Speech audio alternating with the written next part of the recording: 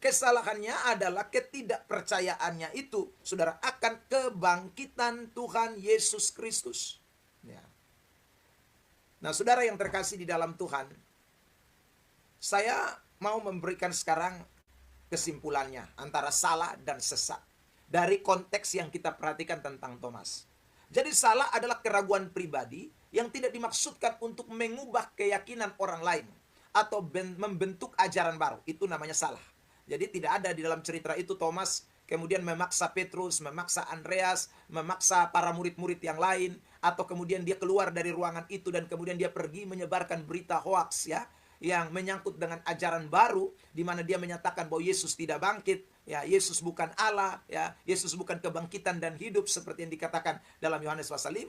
Nah, itu kalau demikian baru itu adalah kesesatan, tetapi tidak. Dalam konteks ini jelas, itu dia hanya memiliki satu keraguan pribadi di dalam dirinya. Ya, saudara yang terkasih, dia tidak punya maksud apa-apa untuk mengubah keyakinan orang lain. Ini hanya satu ketidakpercayaan di dalam pribadinya.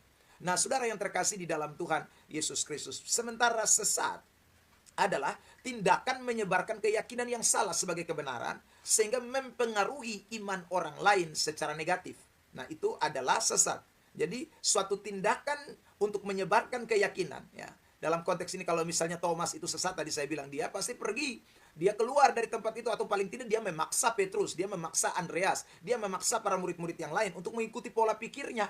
Tetapi tidak demikian, saudaraku. Nah, karena itu Thomas tidak bisa dikategorikan orang yang sesat. Thomas hanya bisa dikategorikan orang yang salah, ya, dalam pemahamannya, di dalam keraguan-raguannya tentang kebangkitan Tuhan Yesus Kristus. Nah, saya sekarang mau